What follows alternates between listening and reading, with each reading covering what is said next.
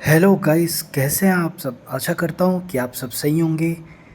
तो आज जो है हम पर्वतीय कृषि भूमि के प्रकार के बारे में पढ़ेंगे। तो क्या कृषि भूमि के प्रकार हैं, तो आपने सुना होगा तलाव भूमि, उपराऊ भूमि, इजरान भूमि। ठीक है, इस तरीके के आपने नाम सुने होंगे और आपको नहीं, कईयों को नहीं पता होगा कि भैया क्या भूमि होती हैं, क्या हैं। तो इसके बारे में आज जो हम पढ़ेंगे, परीक्षा वाणी से हम पढ़ रहे हैं और जो है ये इम्पॉर्टेंट है गाइस। तो आपको like, share, comment and subscribe करना है। अभी जो है चैनल के सब्सक्राइबर ओनली 3 हैं, क्योंकि ये मैंने अपने किसी को भी, फ्रेंड्स वगैरह किसी को भी ये चैनल शेयर नहीं कर रखा है।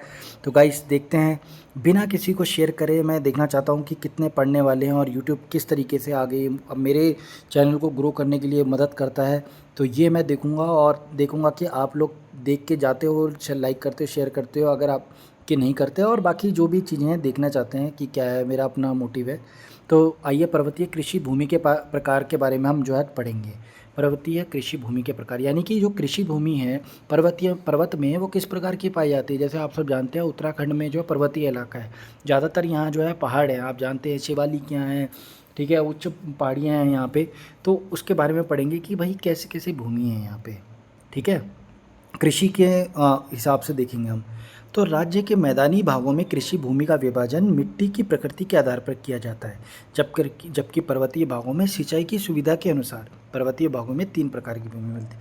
यानी ये क्या कह रहा है कि मैदान में तो भैया कृषि भूमि का जो हम डिवाइड करते हैं तो उनको मिट्टी की प्रकृति के हिसाब से करते हैं ना।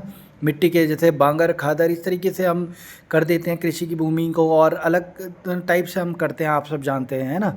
तो लेकिन पर्वत में क्या होता है कि तालाब भूमि इस तरह, मतलब उसकी क्या है, पर्वतीय में सिंचाई की सुविधा कैसी, किस प्रकार से सिंचाई की सुविधा, उसी हिसाब से हम जो है भूमि के पार्ट्स में डिवाइड करते हैं। तो मेन प्रकार से, मुख्य प्रकार से 3 टाइप की भूमि है, तालाब भूमि, उपराऊ भूमि और इजरान भूमि। ये 3 प्रकार की भूमि है पर्वतीय क्षेत्र में। तो तालाब भूमि क्या होती है, पहले ये देख लेते हैं। तालाब, तो आप नाम से देखिए, ये भूमि घाटी के तलों में मिलती है, यानी कि जो घाटियाँ हैं उनके तल में मिलती है। सिंचाई की सर्वोत्तम व्यवस्था होती है। भाई जब ये आपकी भूमि तलों में मिल रही है, ये भूमि घाटियों में, तो यहाँ सिंचाई तो भाई सर्वोत्तम होगी।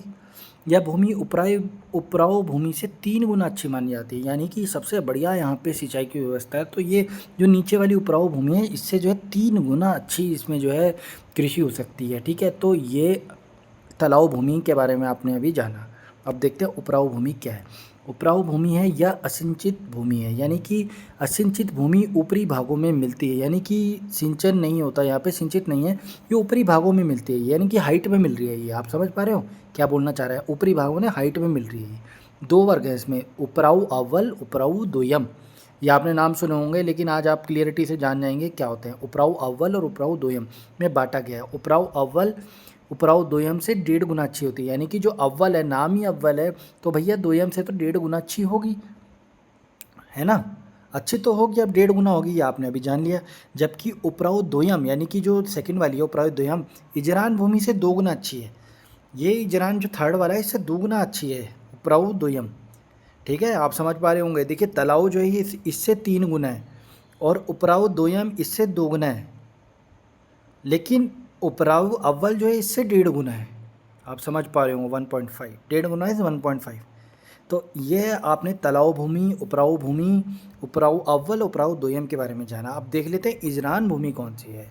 वनों के बीच या किनारे की अपरिपक्व पथरीली भूमि को इजरान कहते हैं, यानी कि जो वनों के बीच है, यानी कि पहाड़ों के बीच में है कोई भूमि, या किनारे में है वनों के, तो वो अपरिपक्व है ना, उसमें परिपक्वता इतनी अच्छी नहीं है। पथरीली भूमि को इजरान भूमि कह रहे हैं, ठीक समझ, पथरीली भूमि इसको इजरान कहते हैं। तो अगर देखा जाए तो ये इसकी दुगनी है, समझ रहे हो, उपराऊ दोयम इसकी दुगनी है, और ये इसकी ये इसकी 1.5 गुनी है। समझ रहे हो, ये तो एक तरीके का मैथमेटिकल फॉर्मूला आप कर दोगे। इजरान is equal to 2 times of दोयम, और दोयम का वो 1.5 गुना है 1.5, एंड देन वो उसका आपका ये आपका पहुंच रहा है आपका आपका 3 टाइम्स आप। तो आई थिंक ये जो है अव्वल के अकॉर्डिंगली इन्होंने 3 टाइम्स को दे रखा है, समझ रहे हो, क्योंकि उपराऊ बोल दिया इसने। अब तो आपने तलाऊ भूमि, उपराऊ भूमि, इजरान भूमि तीनों पढ़ ली कैसी भूमि होती हैं, और ये भी आप समझ गए हैं कि जो पहाड़ों में किस प्रकार की सिंचित व्यवस्था, उसके हिसाब से हमने पर्वतीय की कृषि भूमि को प्रकार किया है।